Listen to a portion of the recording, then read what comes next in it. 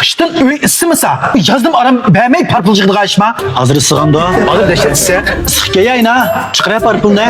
Beğenmesem ça. Beğensem talağı çıkamaymış ha. Çıkmayayım emse. Kim doğru yana? Manyan ayılık parpılcıklıgan şu yama bu. Ne oldu?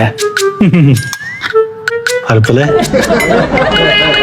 Hey bu yazdım parpılcıklı kilişemse. İşte ben bilgen ki yazdık yemeğe kadaklı mı?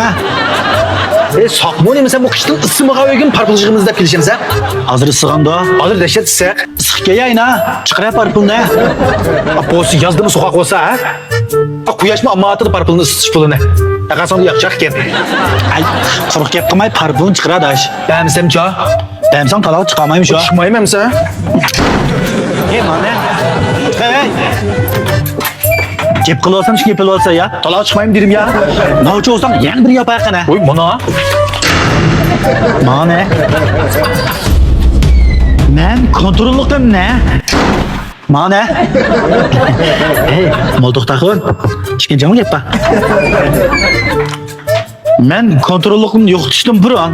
Ay yaxşı yapını bir versen oldu. Hey ben kontrolüm yoktu. Senin 5 ayağın kontrol kılıveriştin burun. Asla kessen olur be. Demeyse. Bir ay. Alayımsa. Başını oyun istəyimsə. Ma sana men yen bıraktım da koyay. Ma parıp pulusunu. Bey.